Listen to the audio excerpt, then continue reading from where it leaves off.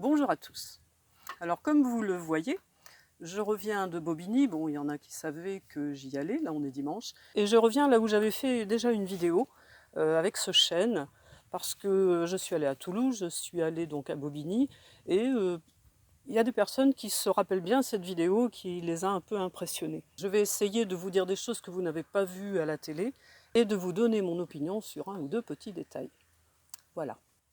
Sur Facebook, j'avais proposé aux gens qui ne pouvaient pas venir de les représenter. Donc, ils me l'ont fait savoir et j'ai utilisé leur photo de profil pour les représenter et j'avais 459 soutiens, un tout petit peu plus. Je crois que ça faisait 462 au total. Alors nous sommes arrivés de très bonne heure à Bobigny, devant le palais de justice, aux environs de 7h30.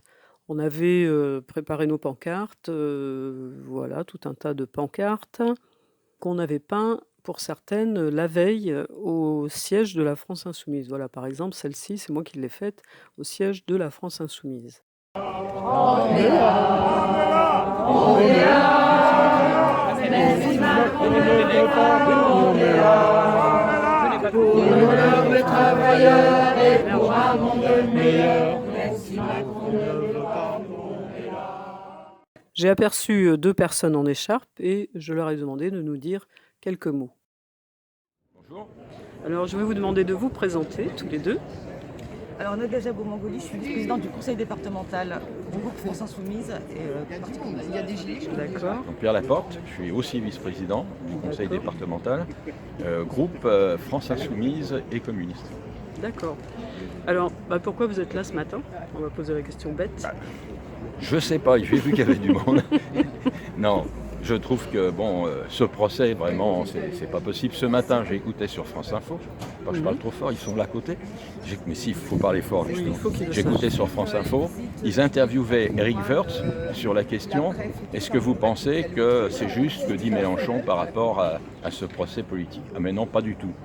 Woerth a été sans doute relaxé sur le procès, mais on fait bien que du temps de Sarkozy, c'était quand même un petit peu. Les affaires sont encore en train de courir. Hein.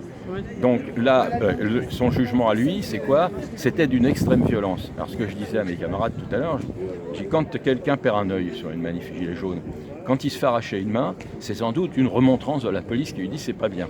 Hein. Et oui, quand on parle un peu trop fort face à un policier ou un magistrat, c'est d'une extrême violence, le terme extrême violence. Et ensuite, les journalistes, ça retourne en boucle. Il a refusé la perquisition, etc., etc. Ils ne reviennent pas sur les motifs de la perquisition, ils ne viennent pas sur les conditions de la perquisition. C'est de la désinformation. Donc, il renforce le sentiment que ce procès est complètement politique. Voilà ce que je peux dire là-dessus et pourquoi je suis venu ce matin. Un peu arrivé en retard, mais la circulation, c'est pas facile. Voilà. Oui. Donc on a d'autres personnes qui sont venues, des élus du syndicat aussi du département. C'est bien. Voilà. Quelques mots? Quelques mots, moi j'ai peu de choses à ajouter par rapport à ce que vient de dire Pierre Laporte. En revanche, une certitude, c'est que ce procès est éminemment politique, puisque on voit le pouvoir macronien n'a de cesse que d'abattre les oppositions, de les mater dans l'arène politique, mais aussi dans la rue. On l'a vu il y a quelques semaines avec le mouvement des Gilets jaunes. Et pourquoi ce procès est politique? D'abord parce qu'il y a une mobilisation de l'appareil de l'État, l'appareil judiciaire et l'appareil policier, dans une perquisition sans aucune comparaison par rapport à ce qu'on a pu voir. Et puis pour d'affaires bien plus graves, on a vu un moindre déferlement de la police et de la justice. Et puis, il y a eu aussi au cours de cette perquisition quand même des actions un petit peu particulières, c'est-à-dire quand on saisit des fichiers de militants, on aimerait bien savoir pour quelles raisons on le fait. Il y a aussi un timing dans ce procès politique. Évidemment, tout cela est arrivé à un moment où il y avait un mouvement social, à un moment où Jean-Luc Mélenchon et la France Insoumise s'imposaient comme la position la plus crédible. Et donc il fallait bien casser cela. Et d'ailleurs, ce n'est pas juste un mouvement qu'on voit en France, c'est un mouvement qu'on voit dans d'autres pays. Et il y a encore quelques années, on se gaussait de voir dans des pays dits autoritaires ce genre de pratique, la judiciarisation de la politique et le fait de mater les oppositions, ça se voyait dans d'autres pays, ça se voyait en Turquie, ça se voyait en Algérie, maintenant ça se voit en France. Voilà. Merci beaucoup à tous les deux. Là, on assistait à l'arrivée de Jean-Luc Mélenchon et de ses 5 amis, qui sont arrivés tous en même temps. Les députés, il y en avait 4 parmi les prévenus, sont arrivés avec leur écharpe de député et bien sûr l'ont quitté en rentrant dans le tribunal.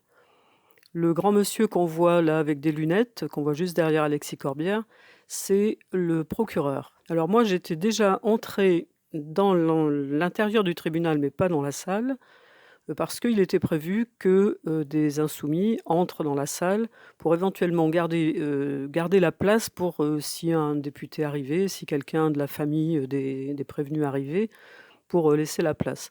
Mais il y avait tellement de monde et surtout beaucoup de journalistes que finalement, on n'a pas pu entrer. Moi, je n'ai pu entrer que le 2e jour. Quand Jean-Luc Mélenchon et ses amis sont arrivés, les gens dehors ont crié Résistance, résistance, et ils ont chanté la Marseillaise. Vous l'avez peut-être entendu à la télé, moi j'étais à l'intérieur, donc du coup j'entendais très très mal. Donc ça ressortait pas sur ma vidéo. Bouscule-moi toi aussi.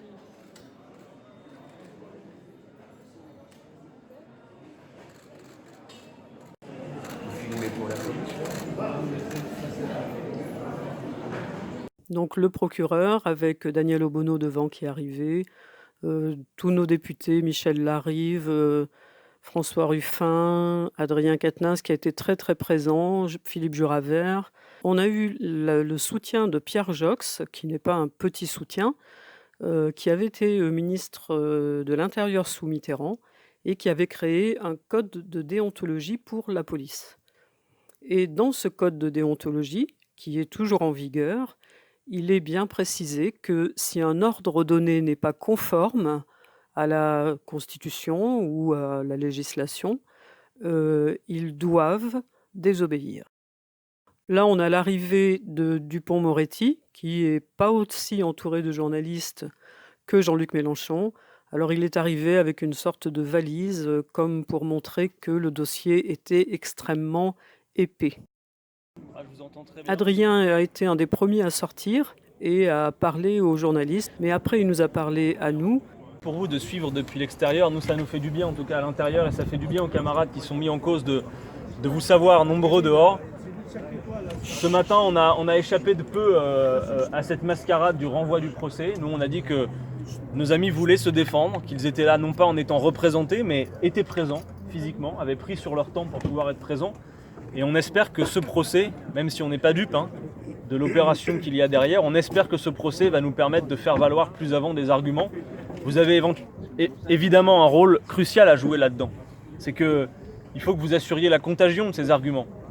Parce que notre capacité de riposte, même quand les médias nous donnent un peu la parole, est sans commune mesure avec les éditorialistes qui se relaient du matin au soir pour dire que finalement nos arguments sont folkloriques et les balayer d'un revers de la main. Il n'y a aucun journaliste, qui m'ait posé la question, à qui j'ai expliqué qu'il y avait pour fait générateur de ces perquisitions une dénonciation sans preuve et le fait qu'un seul Jean-Luc Mélenchon ait été concerné sur 19, pas un ne sait me répondre, pas un ne sait contre-argumenter.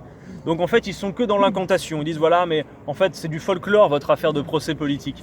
Mais moi pour défendre la thèse d'un procès politique j'ai des arguments solides. Et si on est convaincu du contraire, je demande qu'on nous oppose des arguments. Voilà la bataille qui se joue aussi aujourd'hui. Et je vous demande de bien noter qu'il y a 2 batailles en réalité. Il y a ce qui se passe à l'intérieur avec nos avocats et les personnes qui accompagnent ceux qui sont mis en cause. Mais il y a aussi la bataille de l'opinion. L'objectif de tout ça a été de flétrir l'opposition politique dans un moment où elle se portait si bien. Souvenez-vous-en. Rappelez-vous de où nous en étions au mois d'octobre 2018 quand tout ça est arrivé. Et aujourd'hui, sur le fond, nous n'avons toujours rien. Nous ne sommes pas là pour traiter du fond de l'affaire, nous sommes là pour traiter de la manière dont les perquisitions se sont passées. Et vous devez savoir que les parlementaires peuvent aller visiter les lieux de privation de liberté. Donc rien ne justifie qu'on nous ait empêché ce jour-là d'accéder à des lieux de perquisition, et sans d'ailleurs que jamais nous n'ayons l'intention de les interrompre. Dans les images, Jean-Luc le dit clairement. Et il dit même à plusieurs reprises, et bien sûr vous ne verrez pas ces images dans les médias. Je mets au défi les médias qui nous entendent de mettre en direct et en boucle les images de Jean-Luc Mélenchon qui dit « Nous ne leur opposons pas de résistance, donnez-leur tout, nous n'avons rien à cacher ». Et nous ne voulons pas nous opposer aux perquisitions, mais si vous perquisitionnez, ça se fait avec des témoins, ça ne se fait pas dans n'importe quelle condition. Et puis surtout, quand des parlementaires peuvent accéder, il n'y a pas de raison que les autres ne le puissent pas, sachant que ces locaux sont évidemment les nôtres. Voilà.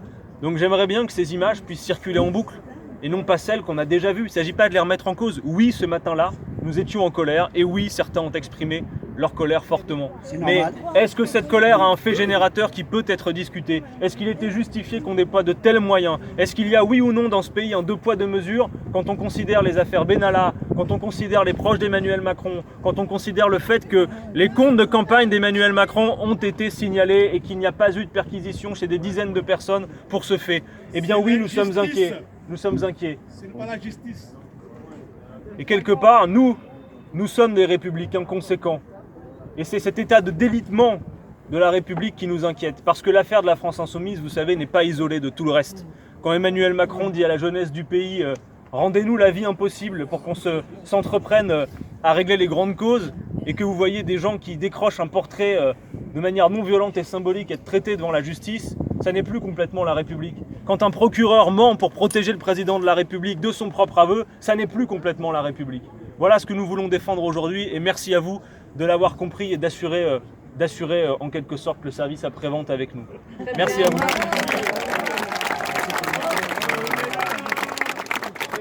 Raquel Garrido est venue nous expliquer qu'elle n'avait jamais vu un procès avec 2 procureurs. L'AFI avait installé un petit stand où on pouvait boire du café et notamment aussi de la camomille, un mot qui est revenu extrêmement souvent durant ces jours-là. Daniel Obono attendait pour une interview, Leïla Chaibi qui est venue, Éric Coquerel. Là, on voit Dupond-Moretti qui parle avec un autre avocat. Durant tout le procès, Dupond-Moretti s'est amusé à interrompre, à insulter. Il a carrément dit des gros mots et des insultes, ce qui n'a jamais été fait durant les perquisitions. Vous pouvez regarder la vidéo, il n'y a jamais eu une insulte ou un gros mot. Tout a été toujours respectueux.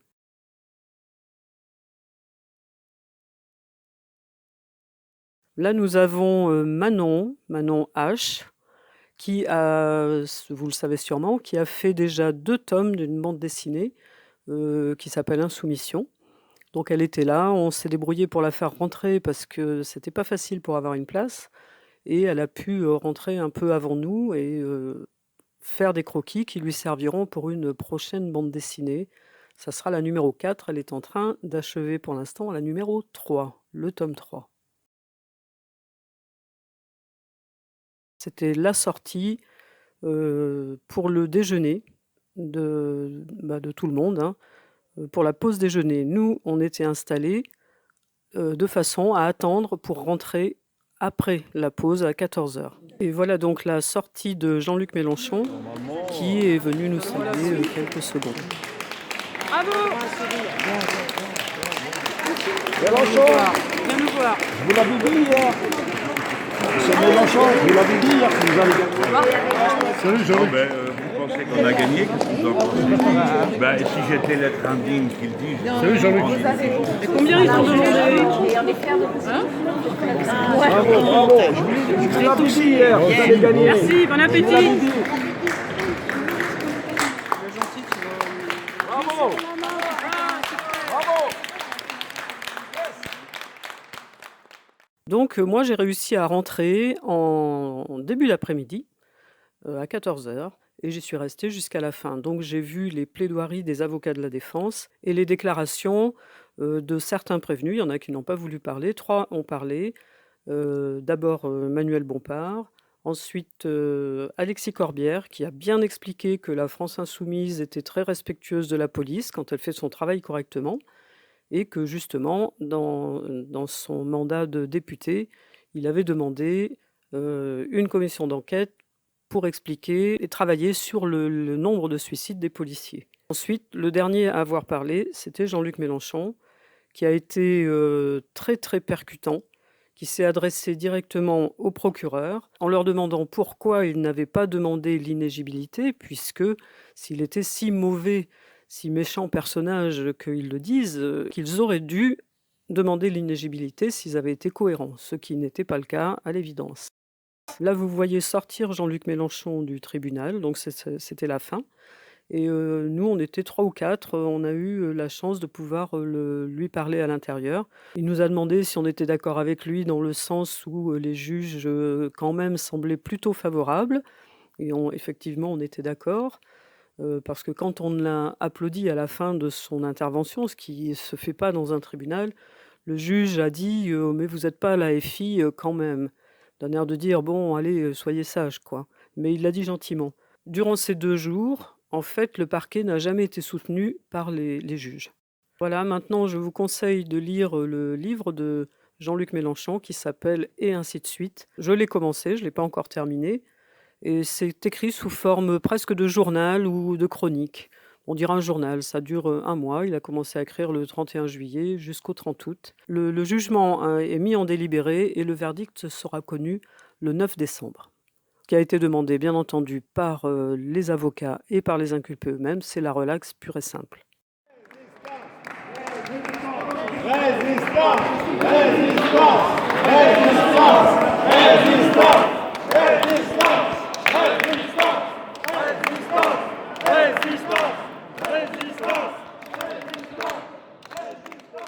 Voilà, je vous dis à bientôt pour de nouvelles vidéos. Au revoir.